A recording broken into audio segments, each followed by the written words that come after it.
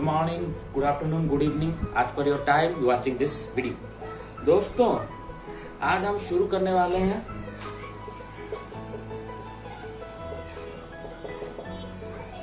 Accounts. इसी channel पे मेरा अकाउंट्स का एक पहला वीडियो अपलोड हो रखा है। अगर आपने वो वीडियो नहीं देखा है तो इसी चैनल पर आप जाइए, वो वीडियो आपको मिल जाएगा। आज हम अकाउंट्स का स्टार्ट करने वाले हैं सेकेंड क्लास। फर्स्ट क्लास हो चुका है, सेकेंड क्लास आज शुरू होगा। तो आज के क्लास में हम एक प्रोसेस के बारे में जानेंगे जिस प्रोसेस से अकाउंटिंग होता है। तो प्रोसेस का नाम क्या है? Book keeping. तो आज हम जानेंगे बुक कीपिंग क्या है। सबसे पहले ये जानते हैं कि बुक कीपिंग ये प्रोसेस अकाउंट में आया क्यों, क्या जरूरत थी इसको अकाउंट में लाने की। जैसा कि मैंने आपको पिछले वीडियो में ही बताया और आज फिर से बता रहा हूं कि अकाउंट्स के पैदा होने का क्या रीजन था। लास्ट क्लास मैंने आपको बताया था कि जब इतना सारा ट्रांजैक्शन हो गया, यानी कि बिजनेसेस बहुत सारे ग्रो कर गए, यानी कि आपको पता होगा या नहीं, आज से 100-200 साल पहले मतलब 1700-1800 के टाइम पे यूरोप हो, एशिया हो, यानी कि ये सब जो बड़े बड़े देश हैं, डेवलप्ड इकोनॉमी जिन्हें हम कहते हैं, इन सब देशों में क्या हुआ, बहुत प्रोग्रेस आने लगा, मैन्युफैक्चर होने लगा। फिर मैन्युफैक्चर होने के बाद फिर सेल होने लगा, बहुत मासिव होने लगा, मासिव प्रोडक्शन होने लगा। मासिव कहने का मतलब है बहुत ज्यादा तादाद में प्रोडक्शन होने लगा। लोग खरीद भी चीज रहे हैं ज्यादा, बिजनेस हाउसेस भी बड़े ग्रो होने लगे।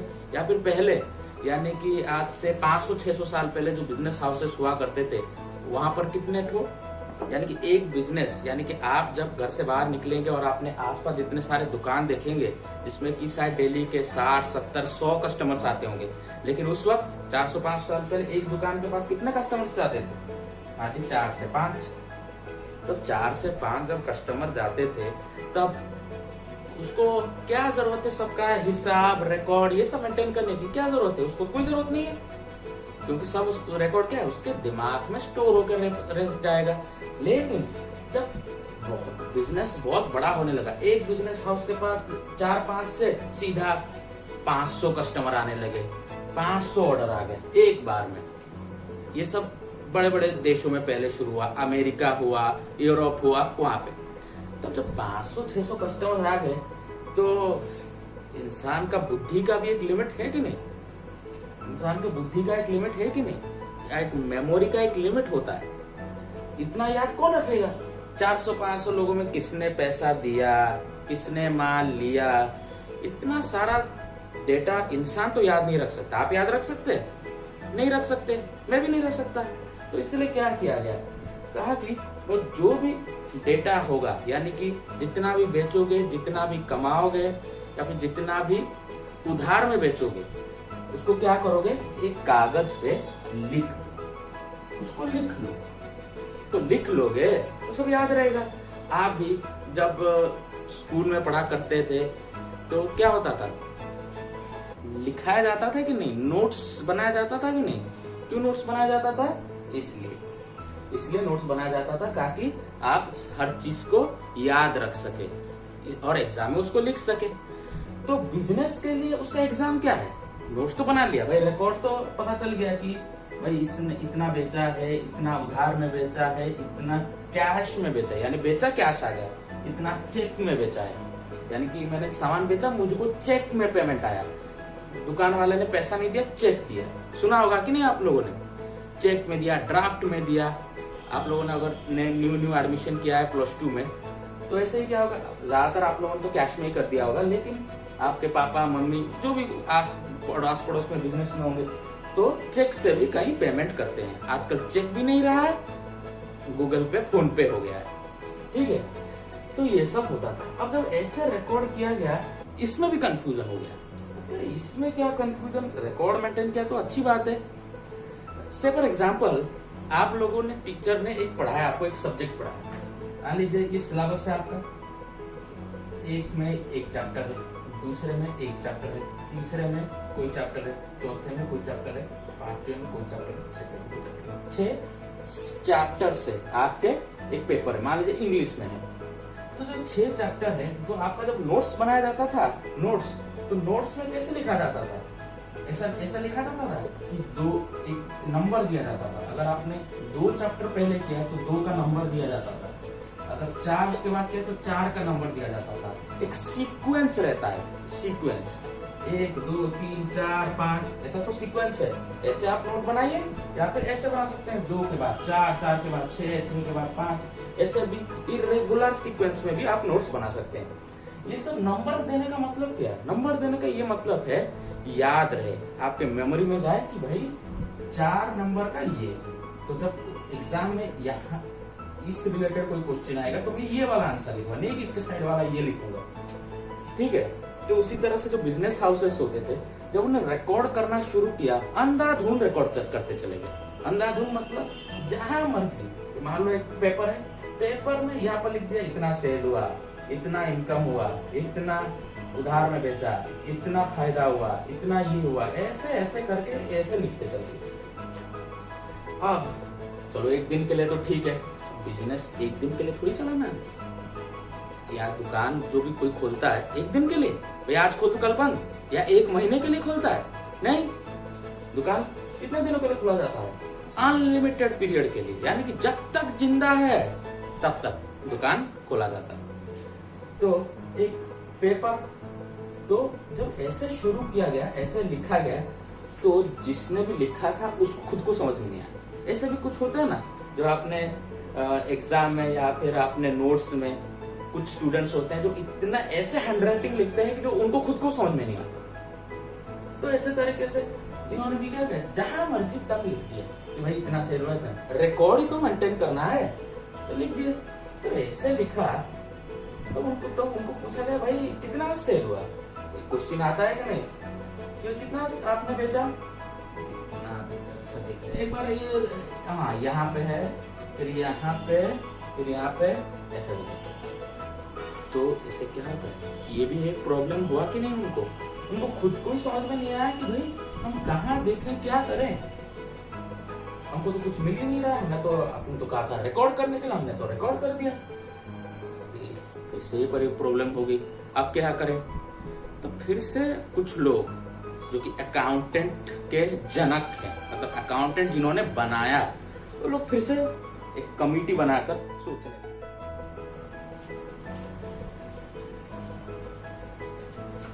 हाँ, तो यहाँ पे मैं आपको क्या बता रहा था जी, यहाँ पे ये जो सारे मतलब थे, जब रिकॉर्ड किया गया ये सारे ट्रांजैक्शंस, तब सब कंफ्यूज हो गए।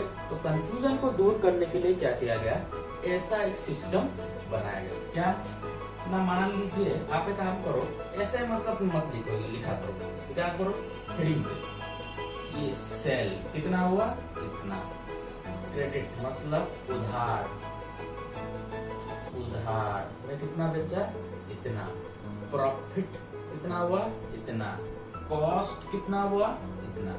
ये सारे जो है ना, cost minus cell minus cost profit, ये सब क्या है, आप लोग स्कूल में पढ़ा करते थे। कहाँ पे? स्कूल में पढ़ा करते थे। तो अभी भी वही है, लेकिन थोड़ा सिस्टम है, ये वर्ड है ना, सिस्टम। अच्छा, तो ये ठीक है, हाँ ये अभी ठीक है, ये पहले दिन का। अच्छा, दूसरे दिन का भी ऐसे 400 मान लीजिए, 300 मान लो, 100 मान लो, बस एग्जाम्पल दे रहा हूँ, 15 मान लो, ऐसे करके रखो। ऐसे करके रिकॉर्ड होने से क्या होगा, महीना जब खत्म होगा, जब महीना खत्म होगा तब क्या होगा, अच्छा तो मेरा सेल कितना हुआ, इसको ऐसे ऐसे ऐसे ऐसे ऐड कर दूं, इतना सेल, कॉस्ट कितना, इतना, क्रेडिट कितना, इतना, प्रॉफिट कितना, इतना। तो इसको बोलते हैं सिस्टमेटिक अकाउंटिंग। इसको क्या बोलते हैं, सिस्टमेटिक अकाउंटिंग। तो ऐसे करके पूरा एक अकाउंट का सिस्टम रेडी किया गया। तो इससे क्या होगा, मतलब जो बिजनेस कर रहा है उसको पता चलेगा कि भाई मैंने उधार में कितना बेचा है, महीने के आखिर में मेरा प्रॉफिट कितना हुआ है। अल्टीमेटली बिजनेस इसी के लिए तो किया जाता है, प्रॉफिट के लिए। तो ये खत्म हो गया। अच्छा, इसमें और एक प्रॉब्लम आया, और एक प्रॉब्लम क्या हुआ? मान लो मेरे चाचा थे, चाचा ताऊ ने क्या किया, मुझे एक बिजनेस के लिए एक फंड दिया। फंड का मतलब कितना होता है? मान लीजिए 5 लाख एग्जाम्पल के लिए फंड दिया।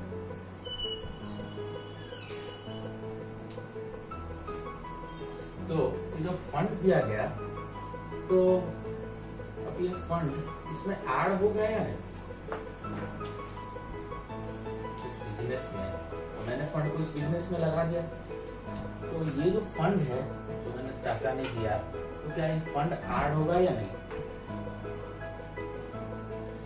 आंसर है ऐड होगा। मतलब ये मेरे बिजनेस में ये पैसा आया, ये मैं मानूंगा। अब मान लीजिए 5 लाख के बदले में मेरे चाचा ने मुझे एक मोटरसाइकिल दी, तो क्या मैं इसे बिजनेस में ला सकता? आंसर है हाँ, ला सकते। क्यों नहीं ला सकते? क्योंकि मोटरसाइकिल तो पैसे से ही आता है ना, बिना पैसे के तो नहीं आता। ये हो सकता है। अच्छा, मान लो इस मोटरसाइकिल को बिजनेस के लिए नहीं, बल्कि इसके लिए अपने पर्सनल के काम के लिए नहीं किया। पर्सनल का मतलब क्या होता है? पर्सनल का मतलब होता है खुद घूमने के लिए, खुद कहीं जाने के लिए। बिजनेस से इसका कोई लेना देना नहीं। तो ठीक, तब इसका मोटरसाइकिल मान लो 40,000 का, 40,000 यहाँ पर बिजनेस में मिलती है। सर ऐसा क्यों? बिजनेस में कितना लगा है, कितना उसमें से प्रॉफिट आया, नहीं पता चलेगा ना। अब मान लो मैंने कहीं गया, कहीं जा करके मैंने क्या किया, एक सामान खरीदा घर के लिए। और सामान के लिए घर के लिए अगर मैंने सामान खरीदा, अब जितना खर्चा हुआ मेरा, उसको भी अगर मैं यहाँ पर डाल दूं खर्चा हुआ, तो इसको मैं कॉस्ट में डाल, और ये मेरा खर्चा हुआ 400। क्यों खर्चा हुआ? ऐसे ही मैंने घर के लिए छोटा सा बल्ब लाया, उसके लिए मेरा ये 400 रुपया खर्च हुआ। तो उसको अगर मैं बिजनेस में से डाल दूं तो क्या होगा ना, बिजनेस का जो एक्चुअल में जो है वो पता नहीं चलेगा। एक्चुअल में बिजनेस का कितना फायदा हो रहा है, कितना नुकसान हो रहा है, मुझे समझ में नहीं आएगा ना। अरे ये तो आपने घर के लिए खरीदा था, इसको आप बिजनेस में डाल देना। ये सामान आपने बेचने के लिए लाए थे, आप कहाँ पे, मतलब दुकान में, इसे आप घर लेकर चले गए। तो ऐसे क्या होगा, ऐसे बिजनेस जो आप कर रहे हैं उसमें कितना आपका फायदा हो रहा है नहीं पता चलेगा। जब आप क्या करेंगे, इस सारी जगहों का ट्रांजैक्शन ला करके यहाँ पर घुसा देंगे। आपने कहीं घूमने के लिए आप गए फैमिली के साथ, जो खर्चा हुआ आपने बिजनेस में लगा दिया। तो मेरा इतना खर्चा हुआ है, मेरा इतना सेल हुआ है, मेरा इतना, तो फिर मेरा प्रॉफिट जो है, तो आपका प्रॉफिट और कम हो जाएगा। तो आप कहेंगे मेरा तो प्रॉफिट हुआ ही नहीं। ऐसा नहीं होता। जो ट्रांजैक्शन आपके बिजनेस से रिलेटेड है उसी को आप रिकॉर्ड करेंगे, अदरवाइज नहीं रिकॉर्ड करना है। मैं घूमने गया, ट्रैवलिंग में मेरा खर्चा हुआ, तो उसको मैं यहाँ रिकॉर्ड करूंगा अपने बिजनेस में। तो क्या बिजनेस का खर्चा था वो? बिजनेस का नहीं, वो क्या था, पर्सनल खर्चा था। मैं घर के लिए कोई सामान खरीदा, वो कॉस्ट को क्या मैं यहाँ ऐड करूंगा?